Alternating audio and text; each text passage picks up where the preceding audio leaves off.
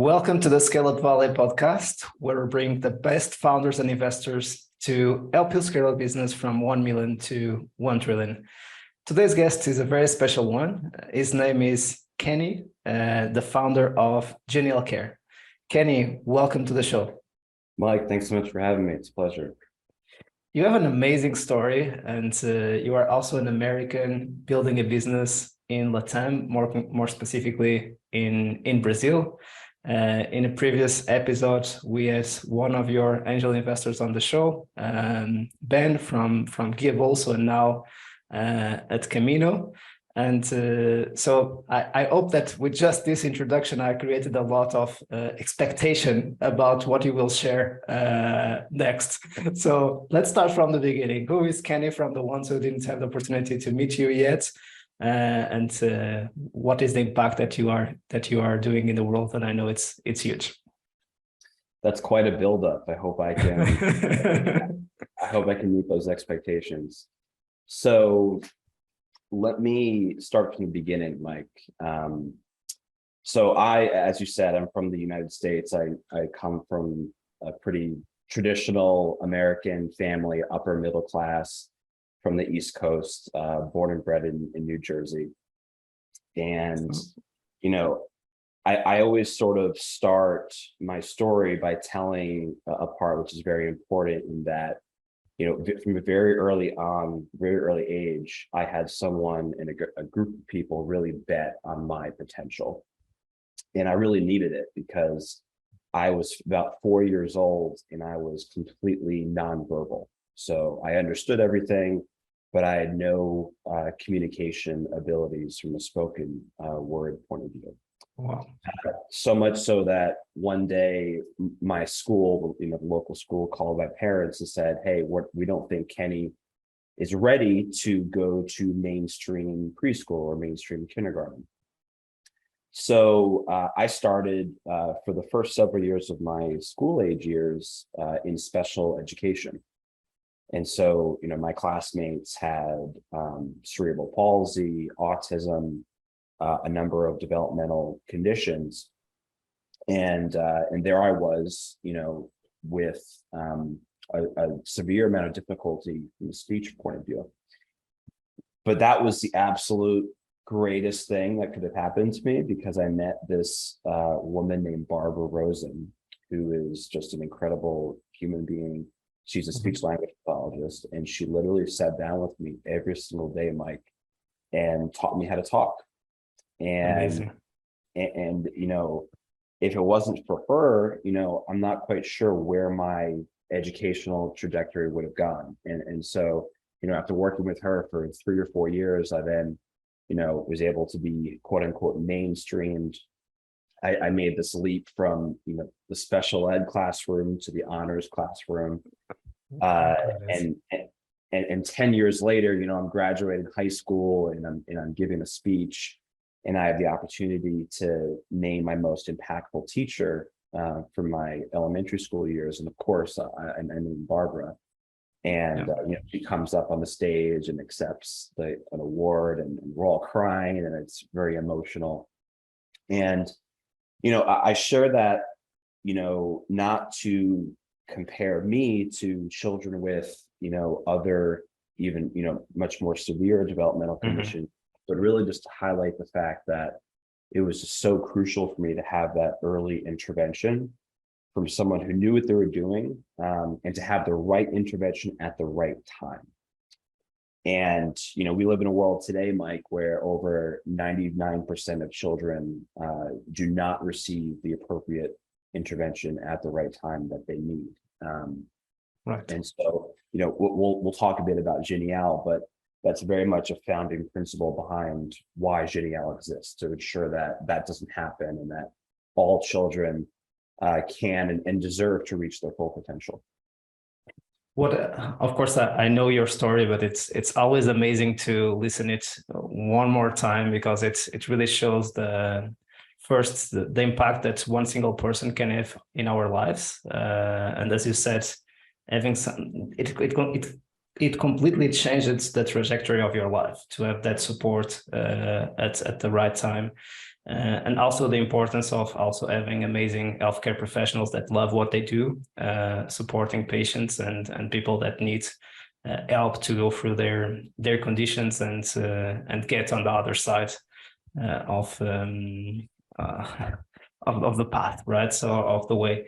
So with that, let's go into, of course, everyone is super curious now to know how it's inspired you to start up Genial in Portuguese. I think in English you are native. I'm not.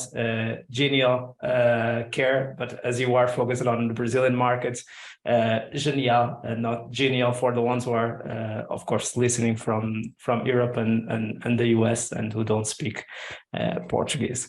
So, Genial Care. That's great. So, yeah, so I'll start sharing the Genial story by kind of picking up where I left off for my personal story. So, I go to college, I graduate college, I go off and start my career. I actually start my career on Wall Street. So I was, I did investment banking, later an investor in private equity. I worked at General Atlantic, which is a fairly well-known, growth equity firm in New York City and around the world. And I was in their healthcare group, and that was just a tremendous professional school for me. I mean, I had incredible mentors there. Rob Vorhoff is the global head of healthcare there. Brandon Kearns is a friend and also mentor. Martina Scabari, who's very well known in Latin America. He's now he's running the place at GA nowadays, and he's a guy who I've gotten to know as well and worked with.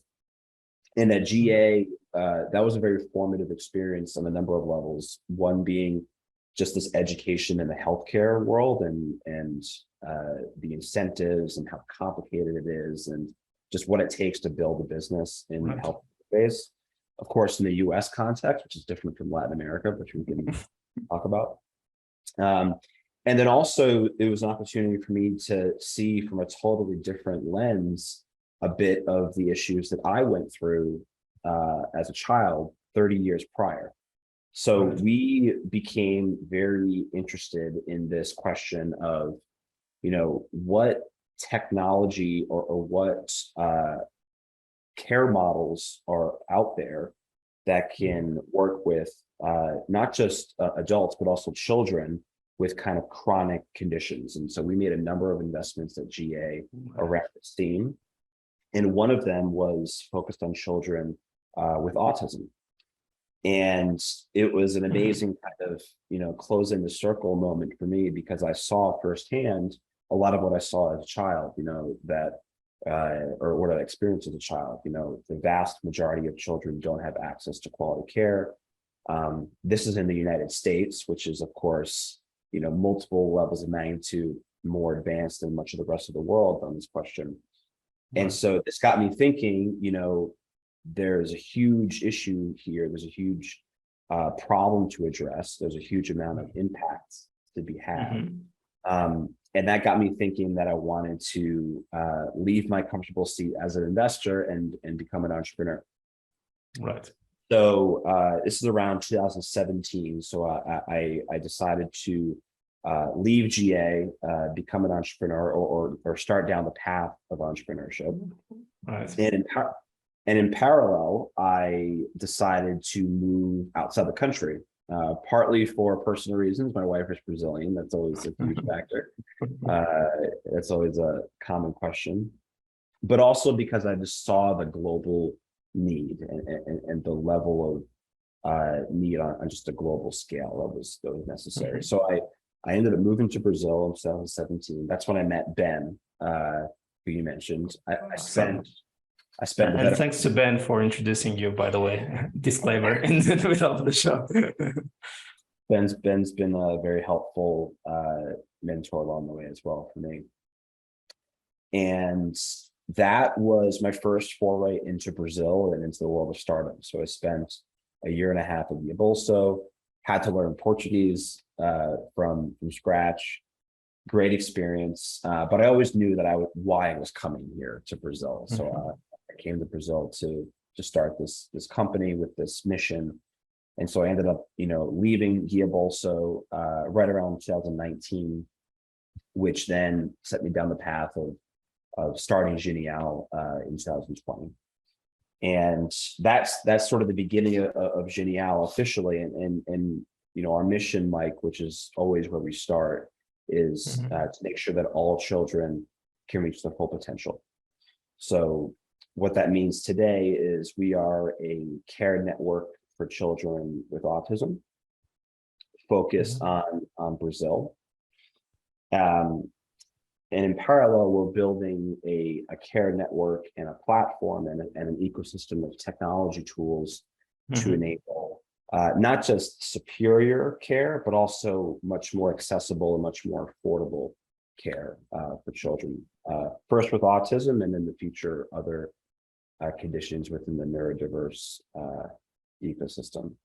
For Genial children and a Genial Care. For normal people, that's our, everyone is genial in a certain way, and everyone deserves to reach their full potential. I love the mission. Sorry for highlighting that and playing a bit with the name of your venture, and I assume it was one of the reasons why you named it your venture Genial or Genial Care. Absolutely, and another reason why we chose the name Genial is it sort of works as you alluded to in all three languages. In the Western Hemisphere, Spanish, Portuguese. That's amazing. Yeah, Genial as well. Got it. Perfect. and then I think the other piece is there's this question of genius, right? And not genius in maybe the super smart sense. Right. That's maybe part of it, but genius more in the sense of having a transformational impact on generations to come. Right. And one of the things we talk about a lot at Genial is 99.9% of the kids that we're going to serve are not even born yet. Incredible. That's very humbling kind of fact when you think about it. Yeah. Over the next 10 years, just in Brazil, there's 1 million children. If you're just talking about autism, there's 1 million children just in Brazil who are going to be born with autism. And so we ask ourselves, what kind of world are those children going to find? Are they going to find a world in which they can reach their full potential, or the world in which they live in today, which is not always that? And so there's also this element of it's a little bit multi-layered, the word Genial, but we want to bring that element too of thinking long-term, thinking in the future of generations to come, all those elements. Great job with the naming, which is also an important point. Of course, naming without execution is worthless, but definitely having both, it's an amazing bonus. And wow, it works in all languages. So very well done. I never thought about it when I saw of course, I did immediately and I even pronunciated it in English, but then I forgot that in the Spanish speaking side of LATAM, it's also Genial. I also speak Spanish, so or Portuñol, as we like to say. Nice. Awesome. I do not have that ability. Maybe one day. So the only thing is that at the end of the day, sometimes you feel that you don't speak any language well anymore. So you don't speak very, very good English, neither very good Portuguese, neither very good Spanish. But okay, you are able to communicate in any of those languages and have a conversation. But you don't feel that you are able to express yourself at a full depth of when you only add your native language. I imagine for kids who start learning or natively different languages is completely different, because I know some of them from new generations in the family and so on that are able to speak multiple languages. And sometimes I look at them, how are you not confusing and that's true. Sometimes they mix languages and terminologies, but anyway, that's not the purpose of that's going to be my children. So I've got my wife and my wife is Brazilian, and we've got 2 kids who are true. Good we, point. we've got two kids under two, and I always say, they're always going to Congratulations. they're always going to be making fun of one of us. Either my son or daughter are going to be making fun of my Portuguese, they're going to make fun of my wife's English. So you can't win with these bilingual kids. Yeah. They will be genial from day one. So we'll teach the parents how to speak in both languages. So, and in what stage are Genial at the moment, Kenny? Yeah. So Genial, we're about 2.5 years into the story. We spent the better part of the first 2 years really laser focused on that core value prop, which I mentioned at the top, which is, delivering better results at a lower cost.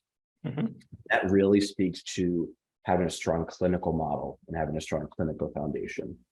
So actually, contrary to some other startups, we spent quite a bit of time not even trying to have a commercial product, not even trying to sell anything, because we knew that if we could figure out this core question, how to deliver better outcomes at lower cost, we would ultimately have a product that is extraordinarily attractive to a whole host of stakeholders, which you can talk about.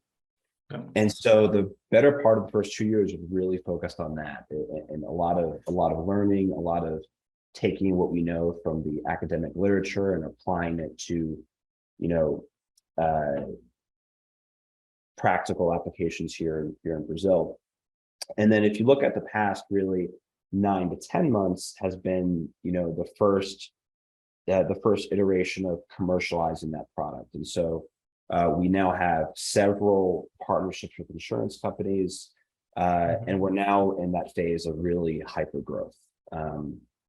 So as you look at, the next 1 year, 2 years, we're already the market leader, even today, if you're talking about autism care in Brazil.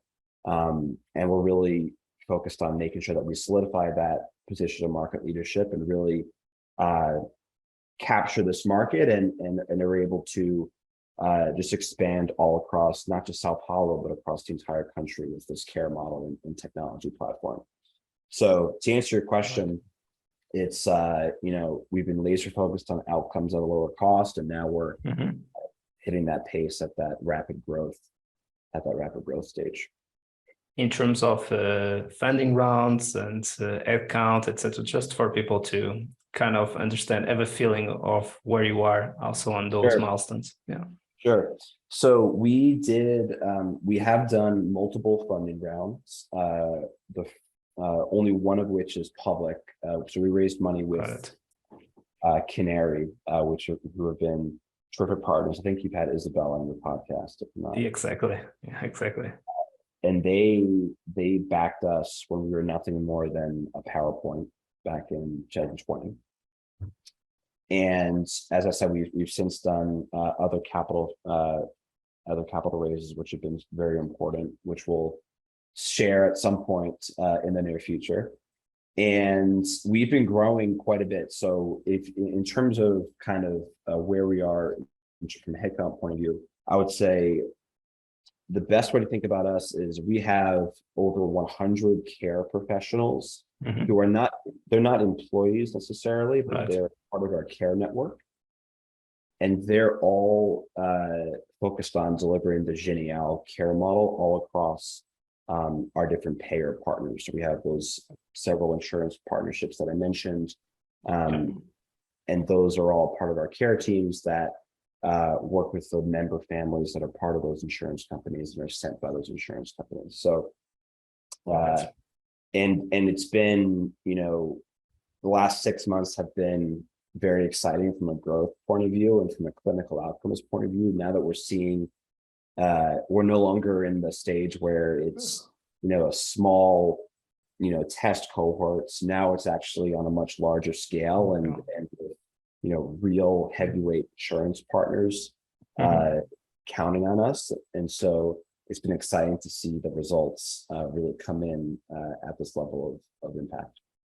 I'm sure for the ones who are thinking about health tech, there is always this huge question, and I think it's great that you already added value to the audience in the way that you follow the different path on making sure that you have the foundation right, kind of your care network, the platform, the ecosystem, the methodology to be able to produce better outcomes at a better cost. I imagine that during those 2 years, you also started relationships with insurance, understanding well your go-to-market, how you will scale your practice, so really building the foundation right. And that's why sometimes there is also this discussion, especially for second-time founders. Should we take a check from a VC in the beginning if you are not, if we are able to go alone in the first months or in the first 1 year or 2 years of the venture, because then we don't have any pressure to grow. We are just validating the model. And when we think, okay, we have the model, now it's time to put gas on the tank. Of course, not everyone has this luxury of starting with the first check. And that's why it's amazing to see funds like Canary who are able to start investing with a PowerPoint because it, of course, democratizes the access of great talents to the VC world, and that's not everybody that can spend 1 or 2 years without a paycheck or even a small paycheck, because that's not a big one compared to typically the roles that people are serving. But anyway, what I wanted to say is then you've developed those relationships, and now you are kind of improving your commercial model and solidifying your commercial model and your go-to-market model. So a lot of startups have this question about go-to-market, the ones who are listening to you. So what has been your thought process about understanding what is the go-to-market? And we even listen a lot of second and third time founders say go-to-market first, product second. Of course, you need to have a great product, but if you are not able to crack go to market, a great product will not solve the problem by itself, right? Yeah, it's a great question. I'll talk about healthcare because it's the area I know a little bit more, and I think it's meaningfully different than other end markets. So absolutely, I think healthcare can be hard.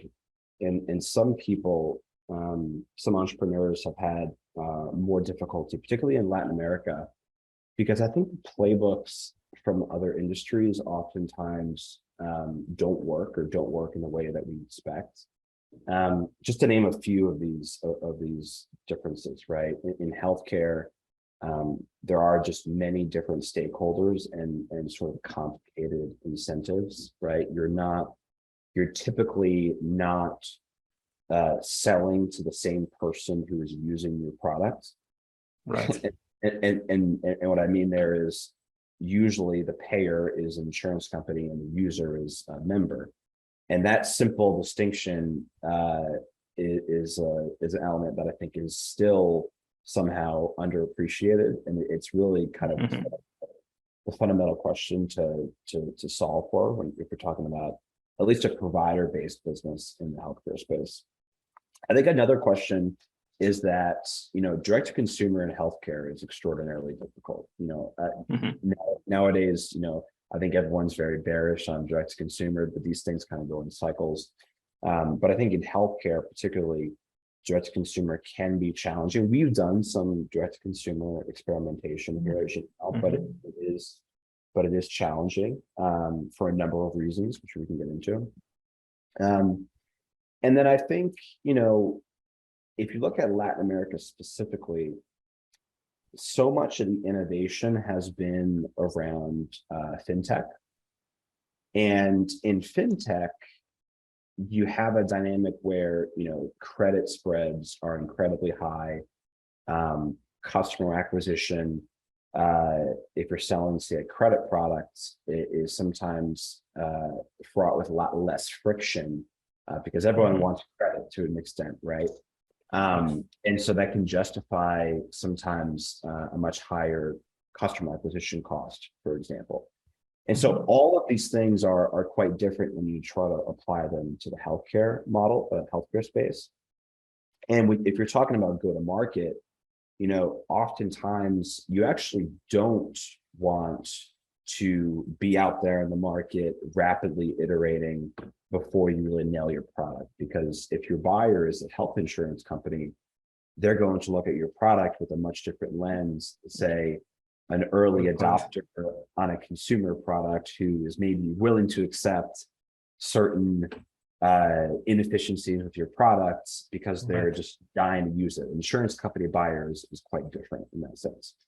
So there's a lot of difficulties with healthcare. Now, on the flip side, in healthcare, you're talking about huge end markets.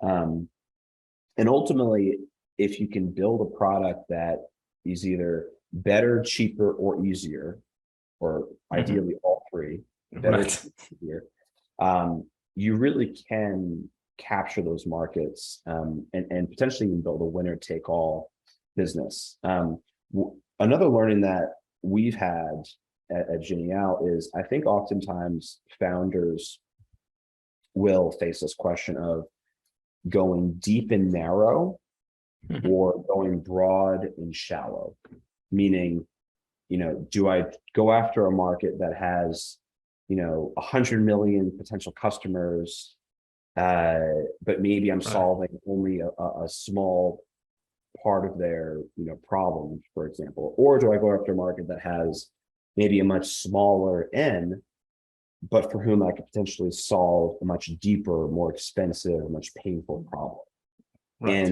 And I think healthcare is a good example in which oftentimes the latter or going deep and narrow into a specific vertical can sometimes be a more effective go-to-market strategy, particularly because you can always, once you kind of conquer a specific vertical, you can always expand horizontally to others. And I think there are some great companies that have done this with a fair amount of success. And I think maybe the last thing I'll share on healthcare is, achieving product market fit is typically just a lot more complicated and multi-step. I alluded to this earlier where, in our case, we went after clinical market fit first, get clinical outcomes in a way that's measurable and tangible to an insurance company, and then figure out kind of the business model. And that was the playbook we followed. It ended up working quite well. That's not to say that it's going to work for everybody, but just knowing that there are often multiple layers to product market fit, and that oftentimes that means you have to just accept that it's going to take longer to get that validation. But when you do get that validation in healthcare, the products and the end markets are such that they tend to be very sticky and very strategic. So you can often build a very lasting, durable business where, if you were to run a DCF, you kind of project this out way into the future.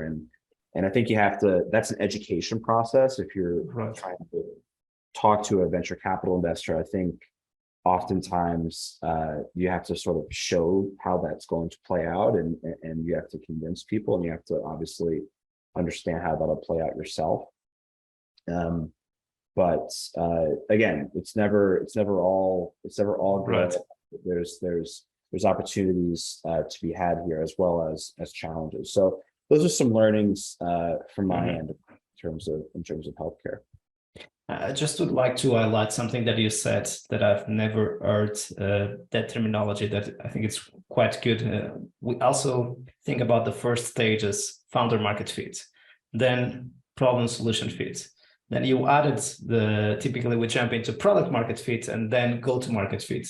But you have added in between problem solution fit and product market fit, the clinical market fit, which I think it's kind of a great model of each step we need to prove. And I think that maybe in healthcare, we start thinking about go-to-market fit very early on. Of course, the go-to-market fit that I'm talking about, those steps are much more about scaling up. So are those channels very, very scalable? And usually in healthtech, and if we narrow even more into Brazil, the options in terms of channels and go-to-markets are not a lot, and we can discuss this more. And something that you also said, which is the conversations with investors. I think that any health tech founder might have a hard time, especially speaking with generalists or investors that invest in different verticals and don't understand very well health tech.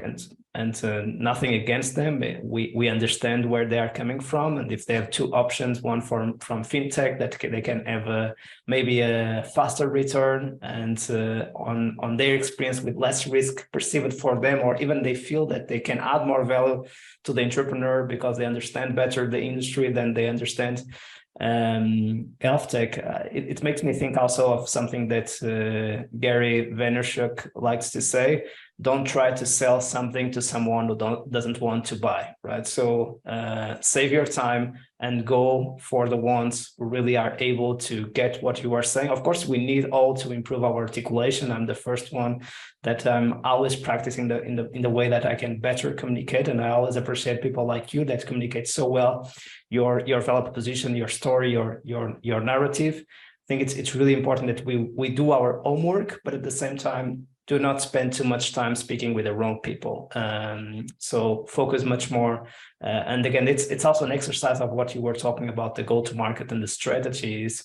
It's better to have a smaller list of investors that you can really have a deep conversation with and create a relationship with, than a huge list of investors that don't have any clue about what you were talking about, made very few investments in healthcare, and the probability of investing in your vision is super small. Do you agree with some of the comments that I just made? Completely agree, and I'll add to them. So it's definitely true that health tech does not necessarily have as broad of a natural investor universe as, say, fintech. I think there are good reasons for that. And you have been in both, by the way, with Gibbs, so you've been in both worlds. Exactly. And I think there are good reasons for that, right? Kind of the structural nature of Brazil and Latin America has lent itself to kind of this fintech revolution that we've seen over the past 10, 15 years. And you have this incredible generation of fintech entrepreneurs that have built just wonderful businesses here. And I think there's a lot of structural reasons for that, and a lot of just great entrepreneurs. And so I think the barriers or the friction for an investor to buy a fintech story is probably lower than healthcare, because there haven't been quite as many healthcare stories in Latin America. But what I would say is, the objections in healthcare, sometimes are not necessarily about the sector specifically, but about real or perceived weaknesses to the business models. So let me give an example.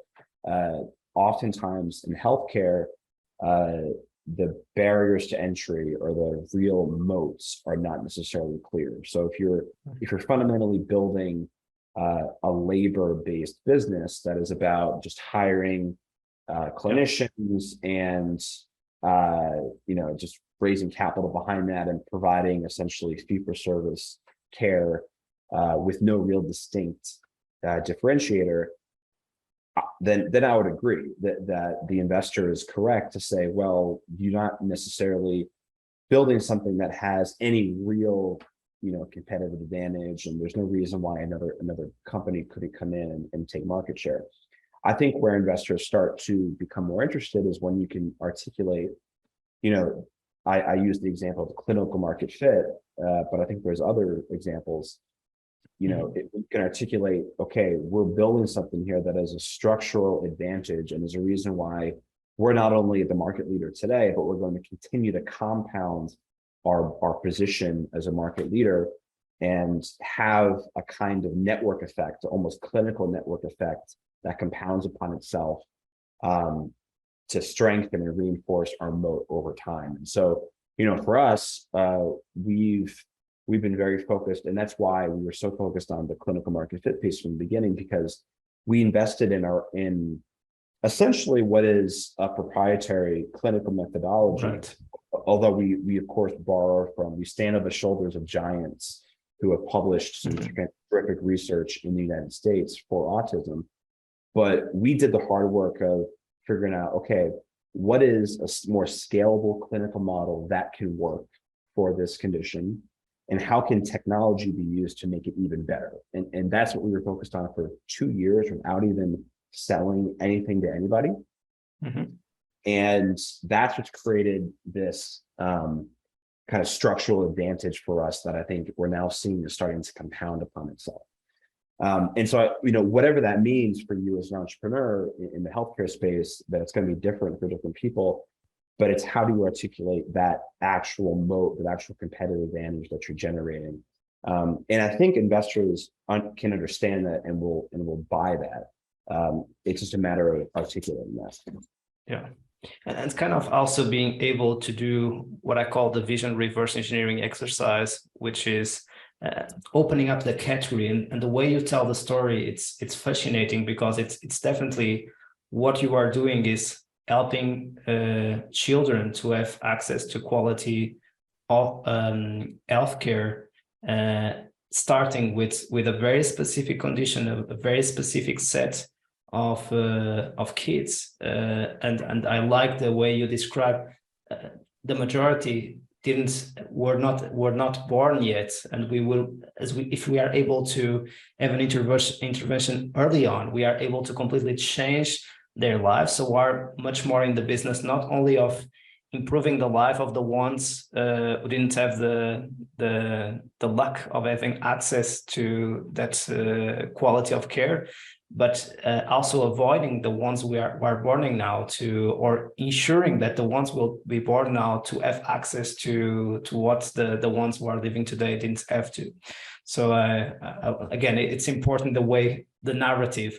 We always talk about the importance of the narrative, because it's also not only for the conversations with investors, but also for the clarity of vision for ourselves as founders, for our team, for our founding team, for all stakeholders. It's super important that we are able to articulate what are we seeing, and in words and images that they can also feel and think and see.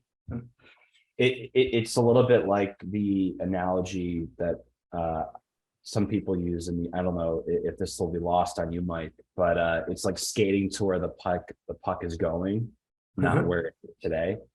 It's to borrow kind of a hockey reference. Right. And what I mean by that is, I think you're right. In Genial's case, we talk a lot about, these children, this whole generation of kids who are not yet born. There's also an important, market and regulatory tailwind happening here right now. So, as it stands today, if you compare Brazil to the US, only 1 out of every 5 kids who have autism are actually diagnosed in Brazil. And on top of that, last year, ANS, which is the Brazilian insurance regulator, they had just this complete game-changing rule change. We're now requiring insurance companies to cover intervention for kids with autism without limits.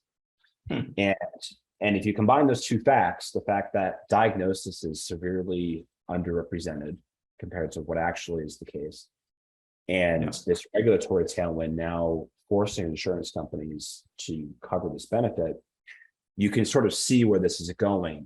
In the next 5 to 10 years, you're going to have just an exponential increase in the amount of need that this population represents, and the amount of funding from insurance companies that is going to be behind it. So insurance companies are already feeling this pressure.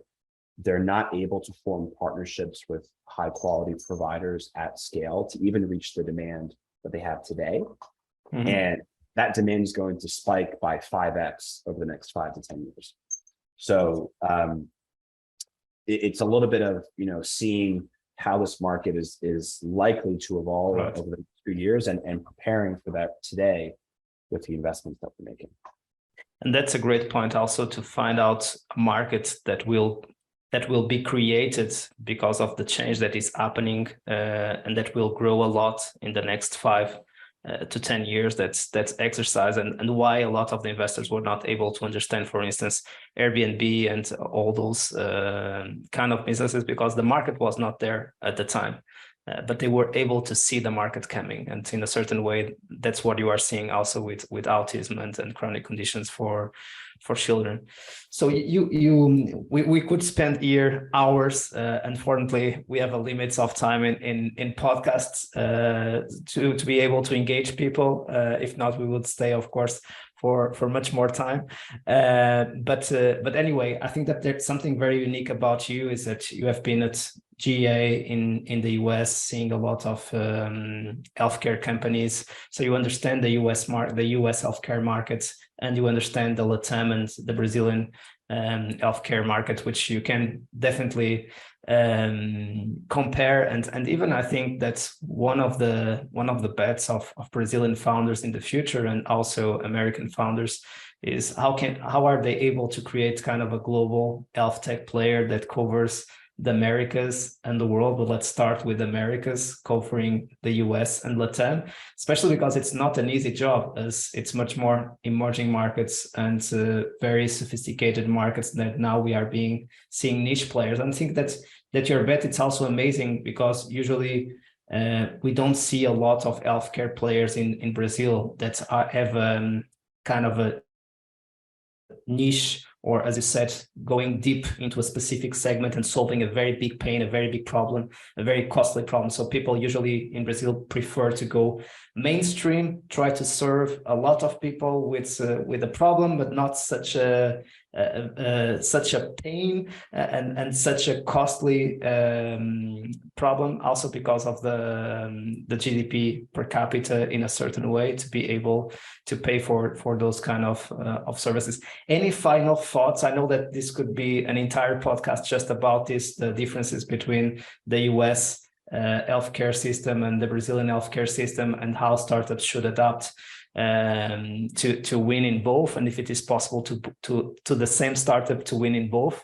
I think that we didn't see that yet in the history of the ecosystem. I think a lot has been said on trying to build a company in Latin America. So I'll try to share something that might not be so obvious in that sense. People say a lot about bureaucracy and needing to be scrappier in Latin America, and I think that's all true, and I think that's all important context. But there's a larger point that I think is evident in some of the great companies that have been built in the past, 5-10 years here, which is almost all of the great iconic companies built in Brazil and Latin America. So, Nubank, Creditas, Hotmart, XP, there's a whole list of them.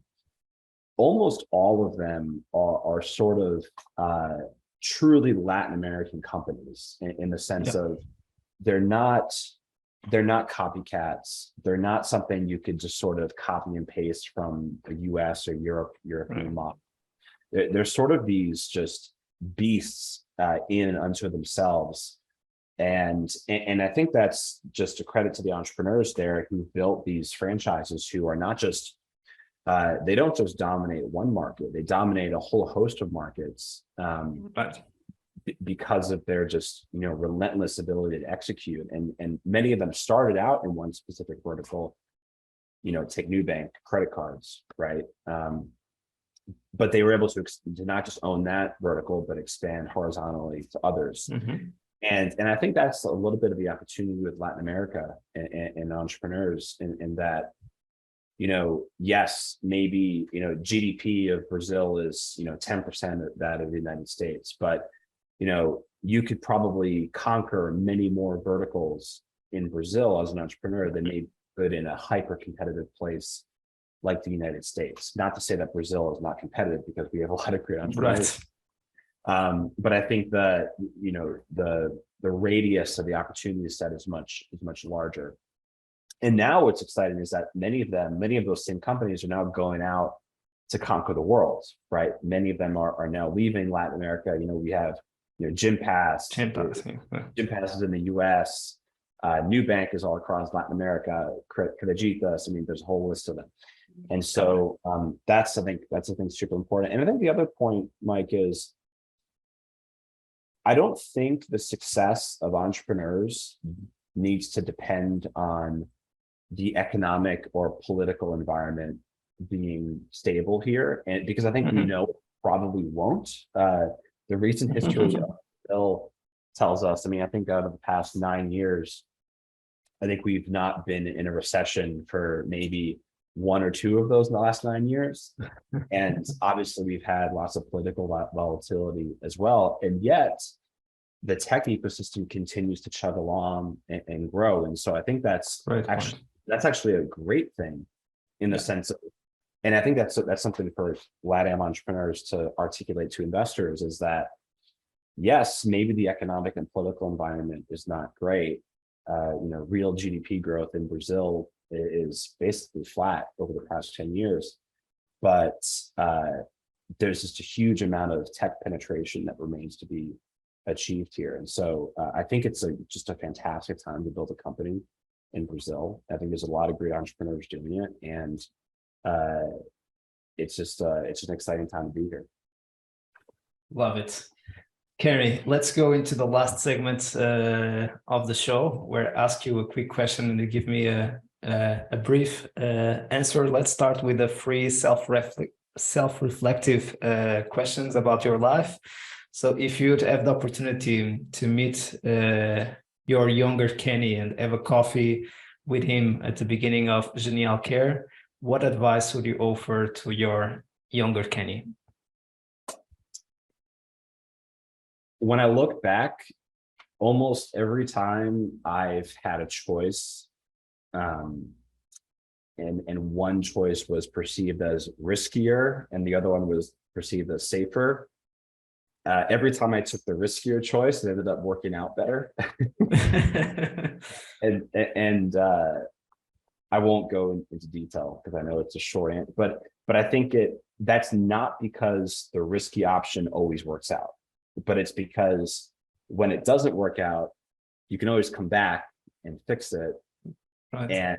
And you learn something from it along the way, right? And I think that's maybe a little bit cliche, but it's still maybe an underrated thing that, I think we overrate sometimes the downside of taking a risk, going after something uncertain, because you can always come back if it doesn't work out. And for me, that's been an important learning.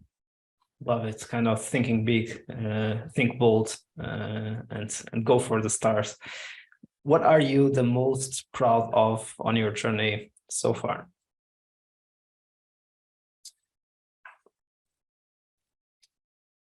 I would say 2 things. One, just a bit of what I referred to last question, taking the jump and deciding not to go to business school after leaving GA and going after this big dream of being an entrepreneur in a place that was unknown to me and having to learn language and all that goes with it. And then I think more recently, just, being very intentional about being present in my children's lives. I've got 2 kids under 2 years old, and that's not always easy. But so far, starting a company and starting a family, or not the family started before with your wife, but with the kids as well, right? And so that's obviously been challenging as a father with 2 young kids, but so far been pretty purposeful and being very present with them, and we have our routines, and so I think I'm proud of that as well. Congratulations. Worst advice ever received? This might be a bit controversial, but I heard a lot of people tell me that I need a co-founder, and I think that's really bad advice. Not because it's bad to have a co-founder. I think it's great to have a co-founder. But the problem is having the problem is having the wrong co-founder. And you see it all the time where, co-founders are matched together, or they sort of rush to come together, and it ends up not working out, and it's being extraordinarily costly, and often fatally so for the company. And so there's a lot of reasons why co-founder relationships can go wrong, and there's a lot of costs associated with that, whether it's financial, whether it's relational. And so it's a very, very fraught decision, and it's not one to be made quickly. And so I think there's a lot of kind of cookie cutter advice that's given, or, oh, you need a co-founder, especially for a foreigner in Brazil. Oh, you need a Brazilian, right? A Brazilian co.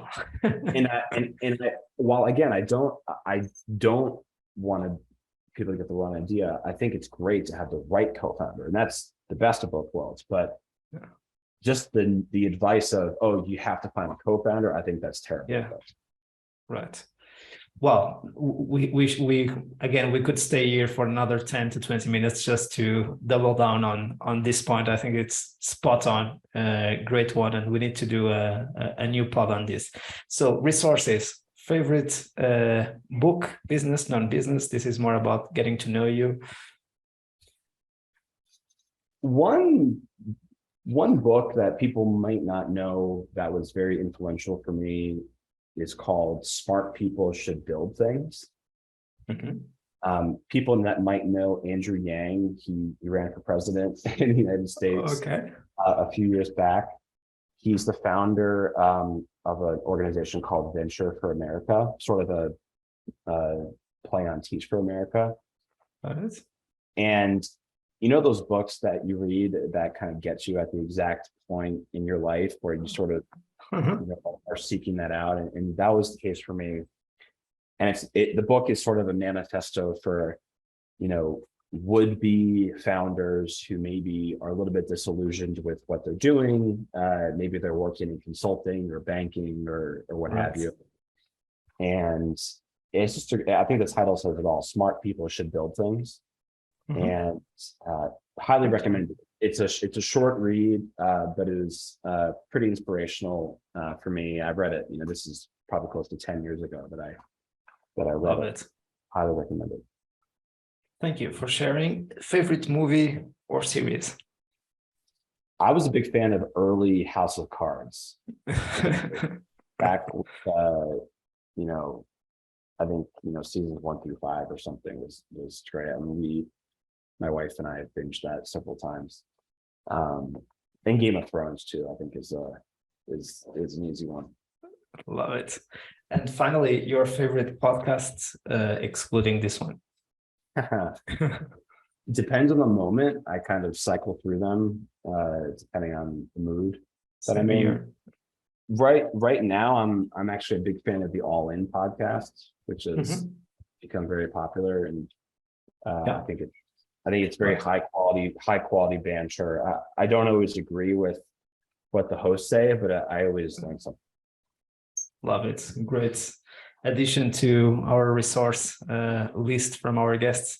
Kenny, such a pleasure to have you on the show. There are some topics that we could have the opportunity to double down, the co-founder stuff and the differences between the US and the LATAM healthcare ecosystems. But anyway, that's a good excuse to have you back to talk more about those topics and to share the progress that you are doing with Genial Care. Thanks so much for making the time. Absolutely. I look forward to it. Thanks, Mike. And to our community, we keep bringing you the best of the best on your journey from 0 to 1, 1 to 10, and 10 to 100. See you soon and keep scaling.